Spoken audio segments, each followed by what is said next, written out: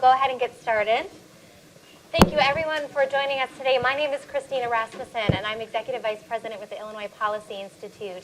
We're going to get started with our conversation with the Senator, but for those of you who have any questions, you are more than welcome to tweet them to Illinois Policy, and we'll try to get to a few of them in the course of the conversation. So welcome to Chicago. Well, thanks for having me. I understand you had a little bit of a trip to the South Side this morning. I did. We had a good trip down there, and I think that we ought to think about or talk about what doesn't work in government and what does work. And I think that the objective evidence, about 50 years worth of objective evidence, is that the war on poverty has not really alleviated poverty, may have made things worse, but definitely hasn't made anything better. So I have a different idea. My idea is to not take money from Washington and send it to the south side of Chicago, but to take money that's in the south side of Chicago and not ever send it to Washington.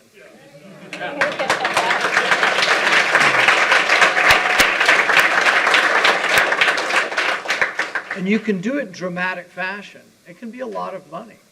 You think, well, there's not that many businesses down there. There are some. Let's dramatically lower the taxes of the businesses that are there, have some requirements that they have to hire people who live there, but then try to encourage new businesses. But I'm talking about dramatically lowering it. For Chicago, and it would be primarily South Side, but any of the poor zip codes of Chicago, it'd be a $400 million per year tax break. And I think that this would be, the reason it's so much better than Washington giving you money is that if Washington says, hey, Mr. Smith, you live in the south side of Chicago and you'd be great at business. Washington doesn't know who's good at business and who's not. But if you give tax breaks to people who already the community has voted for, you know, that have a business that's thriving, then the community's already voted on. The democratic marketplace has already voted for who can succeed in business, but give them more money to work with.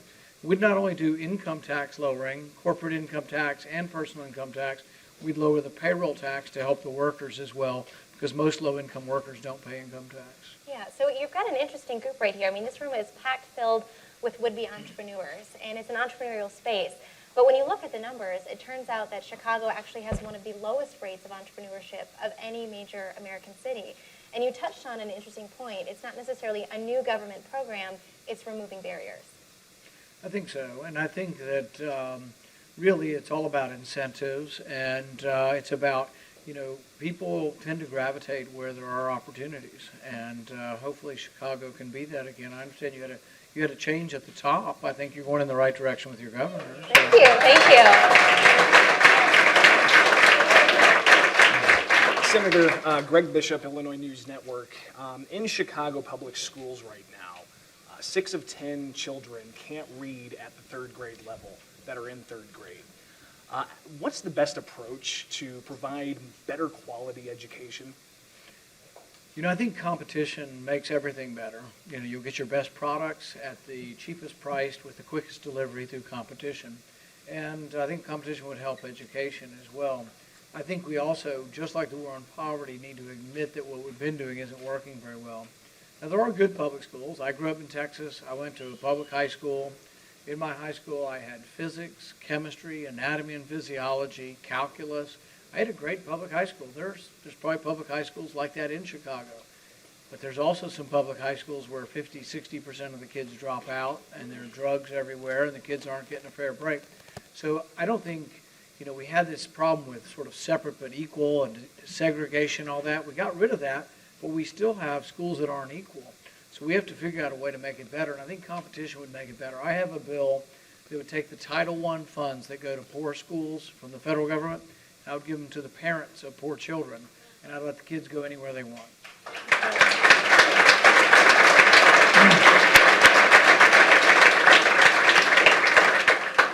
And I think also one thing that we need to do, and I think technology can be part of this, we got this misconception somehow that if we gave every kid a smartphone, they'd be smart. And it's not the phone that makes you smart, but I think the one thing we haven't done yet, and I've been saying this because I like being provocative sometimes, is that instead of having smaller and smaller classrooms, we need bigger and bigger classrooms. So we need like 1 million students per teacher or 10 million students per teacher. And what I mean by that is that maybe not every city in America has somebody who can teach calculus or can teach physics. So maybe there's a city of 3,000 somewhere, or maybe in Madagascar, there's not yet a calculus teacher. So you should beam the best and the brightest calculus or physics or software or programming, computer program, whatever. You should beam them everywhere. And the thing is the per unit price of education goes almost to zero. But people still would pay. And if you did this even now, I think you could do a consulting business. If anybody does this, I want a portion of this. Right? I want a little piece of the action. But think about it. If you're teaching 1 million people, you're teaching for a penny a person, or $1 a person, that you really bring down the prices of things. But then the way I look at it is one of the cool things about America was that for the first time in America, we became somewhat of a meritocracy. In the beginning, it didn't include African Americans, but you didn't have to be noble anymore. So we had everybody that was non-noble. And then after the Civil War, we included, to a certain extent, African Americans. We started to include women. But think about the people who are lost to progress, who live, I don't want to pick on Madagascar, but live in a remote area that are lost, that when the internet connects them to the best and brightest, there's a genius in every community that will be found that's not being found. That I think the interconnectivity of education, and I think this is going to be an enormous leap for progress when we start finding all the people and connecting them to good teachers. But it probably will never happen through government, so don't wait for government. Talking about a piece of the action, taxation. Illinois doesn't get everything right, but one thing we do have is a constitutionally protected flat income tax. This is something near and dear to your heart. Yet there's constantly talk here in Chicago and Springfield of moving to a progressive taxation system, one where the government takes more. Is taxing success a recipe for success and taking care of government's problems? I look at it pretty simply. I think there are two sectors of the economy, the productive sector and the non-productive sector, government. And so you should try to minimize government. And I'm a fan of Milton Friedman, and I love the way he put it. He summed up in sort of one sentence why you should have small government or why you should minimize government. He said that nobody spends somebody else's money as wisely as they spend their own. And so you really need to keep government small, which means keep taxes low and keep the productive sector bigger. And it's a really simple statement, but it hasn't been occurring. Even under Republicans, you've had a creep to higher and higher taxes at the federal level. When Reagan came in, we were at 70% for personal income tax. We went to 50, then we went to 28. We created millions and millions of jobs because that means less money in Washington and more money to invest in startup companies or what have you. And we crept back up. We went from 28% through the arguments that we need to punish those who are successful and teach them a lesson not to be so successful. We went back up and we're up around 39. Really, we're probably 40, 42 by the time you add in the Obamacare taxes. And that just means less money to create jobs. And so I tell people, if you're a poor person, you don't want to tax rich people because there'll be less jobs. You have less opportunity. And so, I think without question, we want lower tax rates. Senator, right now, there's some controversy about Spike Lee working on a movie called Chirac, and it's going to focus on Chicago's crime problem. At the same time, Illinois' new governor, Bruce Rauner, has a goal of reducing the prison population by 25% over the next 10 years. How do we appropriately balance public safety with the necessary criminal justice reforms?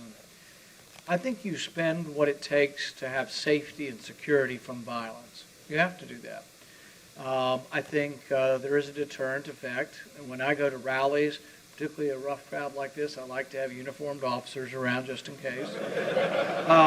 And I say that laughingly, but there is some seriousness. We had a congressman who was shot, so I think there is a deterrent effect, and the police are 98 to 99% of them are good.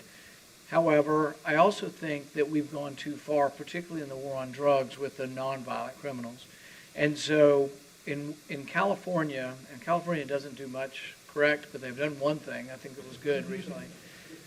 They passed Proposition 47, and what they did is they took a lot of nonviolent felonies and they made them misdemeanors. And where this makes a big difference is that if you commit a felony as a kid, and a lot of kids do this, they make mistakes with drugs before age 25. I think males have their brains about this big before 25, it's about this big at 28, about this big at 30.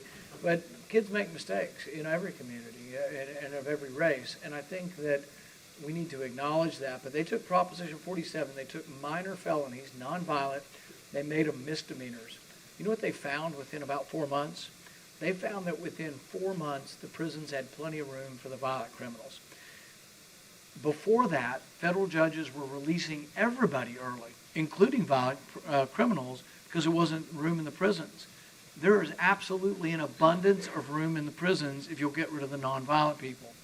And you can have a variety of opinions. You can say, we want to do what they did in Colorado, or you can say, well, we still think it's wrong and we want to make you pee in a cup and get a job. You know, there are different ways you can address this, but it doesn't have to be about prison. I'll give you one quick example. In Des Moines, for some reason I'm reading the Des Moines newspaper a lot. But there was a woman, she's in her mid-30s, and she's led a troubled life. She was a meth addict. Her boyfriend was a meth addict. When they got caught, they had methamphetamine and 2 guns in the household. But if I had to guess, it was probably more boyfriend than it was this woman. She got 15 years in prison. It was her first conviction. Mandatory minimum, the judge gets no discretion. So her mother just died. They let her out for 2 hours to see her mother die. Her dad's getting older, and it's like, you know, she's off. Her problem was drugs. You know, she's off of the drugs. She's not a danger. She may have been a danger to herself, and she may still be a danger to herself. But the thing is, you can kill somebody in Kentucky and get out in 11 years, all right? I mean, it's crazy to put people in for drug possession, use, whatever, for 15 years, sometimes for life in prison. So there's a better way to do this, and I think if you do, you can also be against violent criminals because there's more space to keep them. Absolutely. So we're going to take a question from the audience. Jeff Carter at Points and Figures. What do you think about universal basic income and getting rid of the entire welfare bureaucracy? It's a tough one. Where is Jeff Carter? All right. So by universal base income, you mean sort of a refundable income? Like a voucher or Yeah. an income tax. We have a little bit of that right now. We call it earned income tax credit. And I like the idea of an earned income tax credit. I'm not a real big fan of the refundable aspect of that. If it means that if you're working hard and you make $30,000 a year and you owe $2,000 in taxes and we forgive that to give you a break to help you get started, I can be for that aspect of it. The refundable aspect, some of it, there's a lot of fraud in the current one we have, but it's hard to get rid of stuff once it started. So part of it we already have, and that was the first part of the question. The second was? The welfare bureaucracy. Oh, on the bureaucracy. Yeah, I mean, there's an enormous amount of bureaucracy everywhere. I mean, there's bureaucracy in the Pentagon. Everything's grown so large that we're overwhelmed by bureaucracy. One of the things that I propose to try to make government more efficient is I tell people that the people in government and government in general, it's not that they're inherently stupid, although it's a debatable point. It's that they don't have the proper incentives. Business has incentives. You have to make a profit or you got a business and nobody else will give you any money. Government doesn't have any of that. But one thing I have proposed, and I haven't got a vote yet, but I've been trying, is to give incentives to civil servants. So if you're in the Department of Energy and you're in charge of $12 million, at the end of the year, if you spend 11, the goal is to spend it as quickly as possible so you can ask for more money next year. So people, they go to conferences in Las Vegas and whatever and spend $1 million. What if we had the opposite incentive? At the end of the year, because you've been frugal, you have 11 million, you have $1 million left, give them a bonus. So I actually have a bonus plan for civil servants to give them significant bonuses if they'll turn money back in at the end of the year.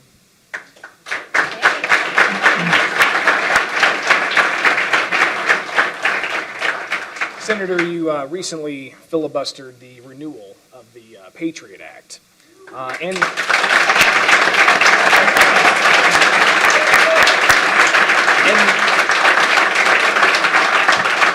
you've also been a very loud critic of government spying.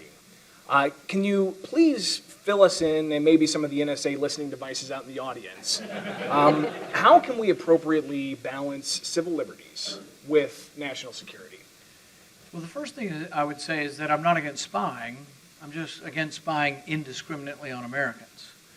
And so the thing is that under our Constitution, we do let the government go into houses all the time. But we do it with the Fourth Amendment. We do it with a warrant. You have to, every policeman in the country knows this. If there's a rapist or a murderer in Chicago tonight, the police will stand on the steps and they will call a judge and they will say, all right, we're pretty sure he lives here because so-and-so told us this and we have information this. And the judge will say yes on the phone. That's a Fourth Amendment warrant. There's probable cause presented by the police to a judge. So I'm okay with the government going in your house with a Fourth Amendment warrant. I'm okay with them looking at your phone records. If they say, John Doe, the Russians tipped us off, like the Sonarif boy, the Boston bomber, the Russians said, we think he's been radicalized as a terrorist, and we see that he's had communications with so-and-so, and call a judge with his name on it, I'm fine with you looking at his information. But what I'm against is a warrant that has Verizon on it and says we're going to search all of Verizon's customers, because I don't know anyone named Mr. Verizon. And but that's what we call a general warrant. We fought the revolution over this. James Otis fought against writs of assistance that were written by British soldiers, written by the police, not by a judge, and they were generalized. And I think that it's a mistake to give up our privacy in exchange for liberty. The other thing is that for all practical purposes, every group that's looked at this has said we haven't caught anybody with it. So last week, the Department of Justice, the Inspector General came out and said that there's not evidence of one case being cracked by this bulk collection. So you're giving up all your privacy, but not one case has been cracked by this. And then others will say, well, these are just boring old business records. Who cares? We kill people through metadata. Seriously. Now, they're not American citizens, fortunately. But the thing is what I'm trying to impress upon you is that the government obviously is pretty certain they know who you are and what you are by metadata if they're willing to kill you with metadata. 2 Stanford students did this, and they put apps on people's phones voluntarily just to collect phone data. How long you talked and who you talked to. No conversations, nothing individualized. They could tell 85% of the time what your religion was. They could tell nearly 100% of the time who your doctor was. If your doctor was a specialist, they could guess what you have, what your disease is. I think it can really have potentially a chilling effect on people who they associate with. There was a famous Supreme Court case, I think it was Alabama versus the NAACP, about getting the NAACP to reveal their records. There was a time when you lived in Alabama, you might not want anybody to know you're communicating with the NAACP. And so the same goes on. It can have a chilling effect on association and speech, and it's practically, I think, not adding that much to what we have. But I think it's important to know that I'm not against surveillance, and I'm not against catching terrorists. In fact, I had breakfast with a high-ranking former NSA official, and I asked him the question, can you get more information with a true constitutional warrant or with all this metadata program? Well, with a warrant, you can go as deep as you want. If John Doe has called 100 people, you've got a list of 100 you're allowed to look at. If 5 of those you think you have suspicion, call a judge. The thing is if I'm the judge, as much as I want to respect your privacy, if they call me and give me some evidence, I'm almost always going to say yes. But I want the check and balance of the government or the police having to call a dispassionate judge, because I'm worried about the times in our history when bias entered into things. We locked up 100,000 Japanese Americans in World War II because we didn't individualize the accusation, we generalized. In the civil rights movement, we listened to the phones of the civil rights leaders, I think illegally and without suspicion because someone just thought they were troublemakers. We listened to the phones and tapped the phones of Vietnam protesters by the tens of thousands. And so there's the danger, if you don't have the check and balance of having a judge sign a warrant, that you could get systemic bias. Now, it might not be black people or Japanese American people this time. It might be Arab Americans this time. So there's a whole variety of people that if you don't individualize your suspicion, that there could be a real problem. Thank you. At the Illinois Policy Institute, our mission is to unleash the human spirit and turn Illinois around. Now, you mentioned you were listening and reading the Iowa newspapers, but if you're reading the Illinois newspapers, you're going to see a lot of bad news. Red ink, pension liabilities. If you were to give advice to state and city leaders about what 3 big things we could do so that we don't end up at the federal government's doorstep asking for a bailout, what would that be? You know, that sounds dangerous to give advice to your local officials. But I do like your moniker, the Unleash the Dream. That's part of our campaign slogan. So maybe we borrowed it from you. I hope it's not, been trademarked. No, it's not trademarked. You're good. But 3 things that I would do. I would term limit all politicians. After a while, they all are.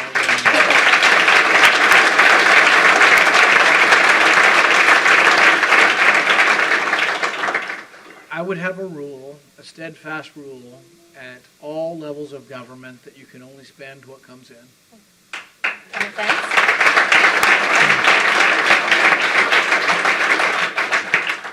Now, there might be some exceptions, to building a new bridge over the river or something like that. So there might be an occasional exception to a capital improvement on borrowing.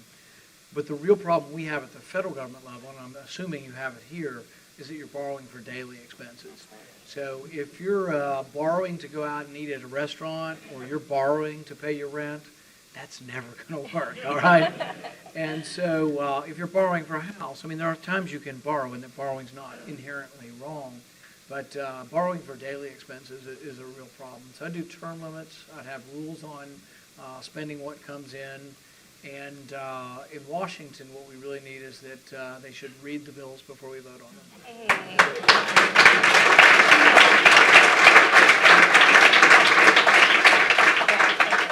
I know that last one sounds pretty extreme, but we could try it for a while. Great. No further questions, at least not being sent to me at the time. Okay, great. I think we'll wrap it there. We've got one question up Yeah, front. I have a Twitter. Absolutely, go right Okay. ahead. Yeah, I have a request. So it's estimated that the average presidential campaign is going to be $500 to $1 million per candidate. And my request is that you spend some of that money not on robocalls, not on ads, and actually kind of trying out your program. And on what? Trying out your programs, cleaning up the streets, just anything besides robocalls or campaign ads. Yeah, and I think one of the successes to Rauner's campaign, and we hired his campaign manager, Chip Englander. Will you stand up? Hey. He's outside the door. There he is. Hey. There you go.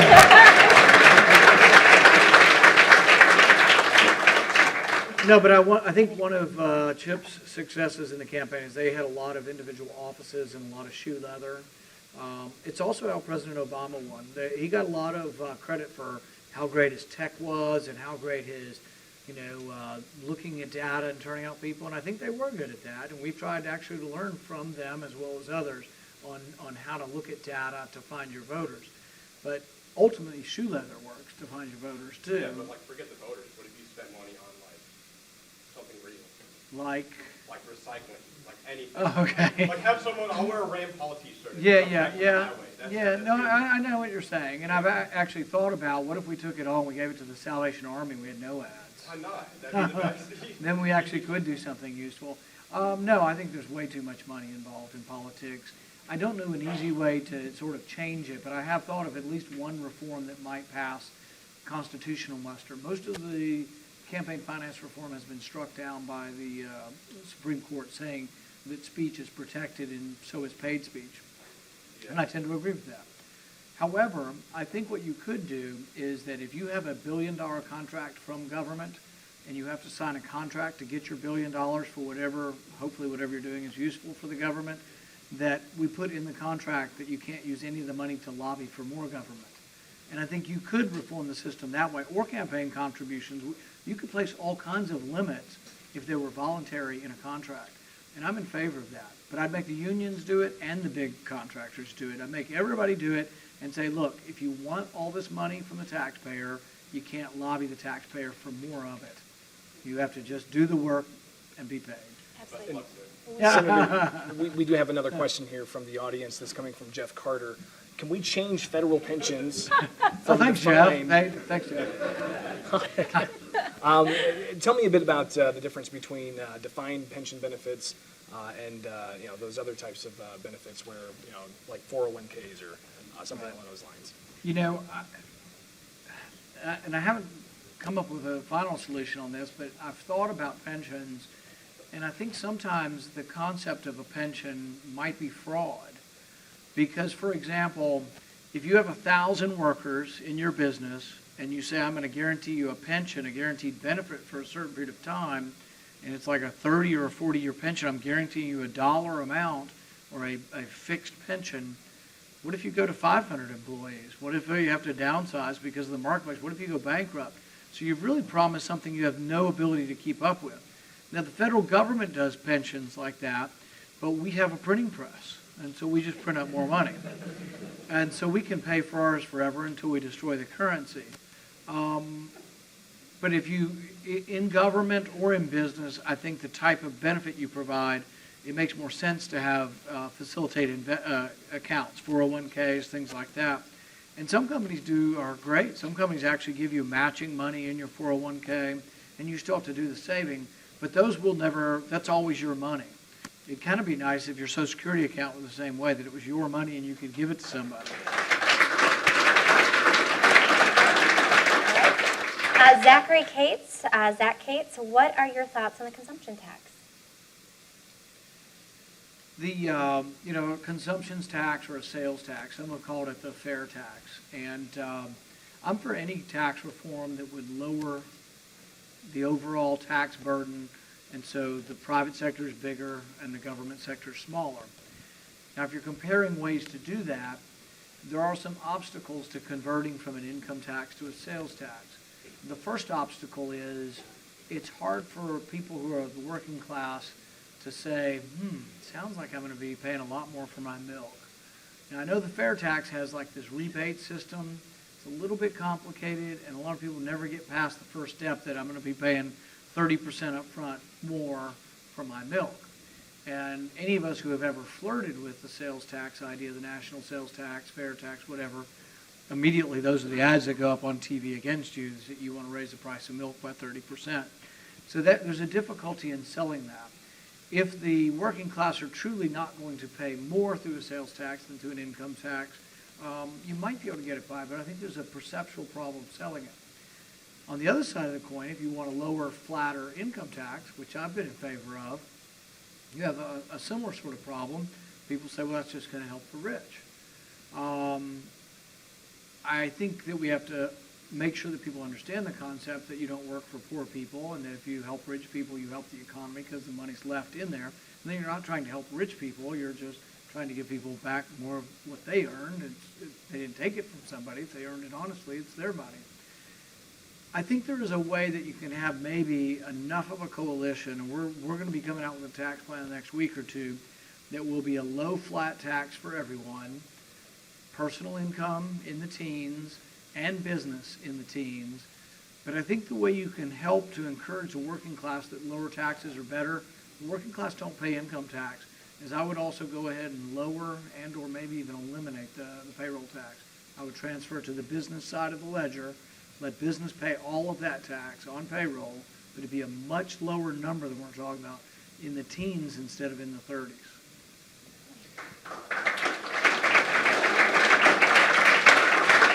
Maybe one or two more? Sure. Senator, I'm sure you'll enjoy this one. Name one federal department or program that you would like to eliminate.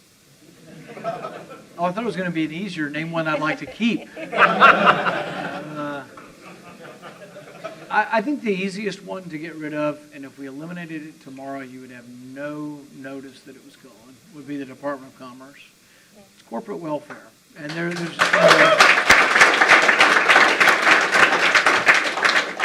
and I think the other thing about it is that it's a little hard to be arguing for special subsidies for these multi-billion dollar international corporations when we don't have enough money for a lot of other stuff. You know, we can't repair our roads and bridges in this country. And so, yeah, I think you eliminate more than one, though. I would eliminate several. And I think that some might not even notice. I mean, whether some of these are gone, you really might not notice. All right, final question has to do with healthcare. Illinois does not have a state-based exchange per Obamacare or the Affordable Care Act. There's currently a Supreme Court case about the constitutionality of the taxes and subsidies that are triggered by the state-based exchanges. What advice would you give to Illinois to get ready for this ruling and how it affects every one of us in our health care?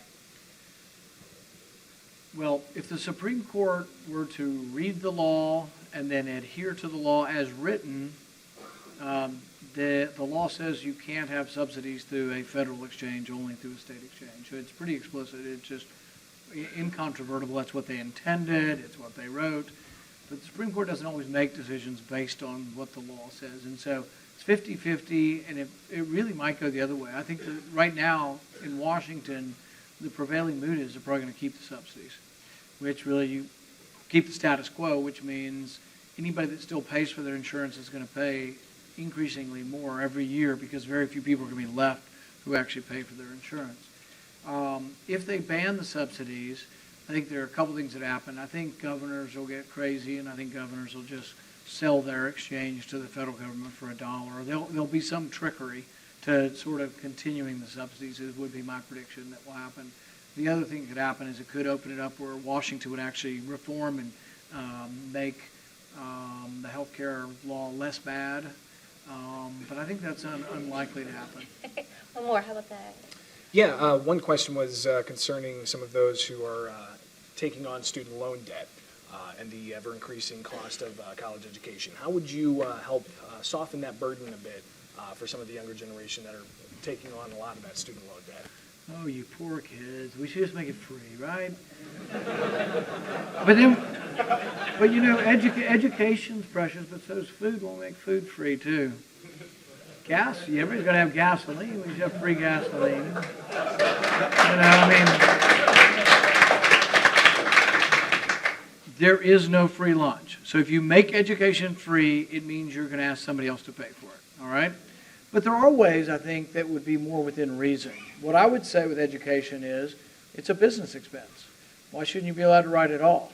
They make it difficult for you to write it off. You can write off some of the interest. If you make above a certain amount, you're not eligible. Or if your parents made above a certain amount, you're not eligible.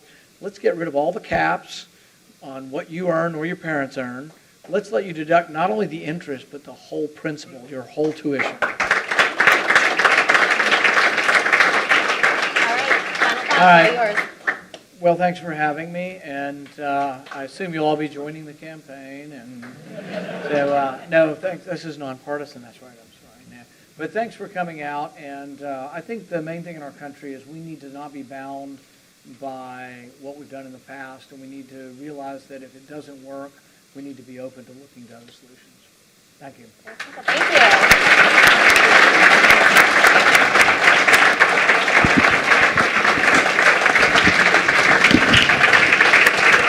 Thanks, guys. Thanks, Mike.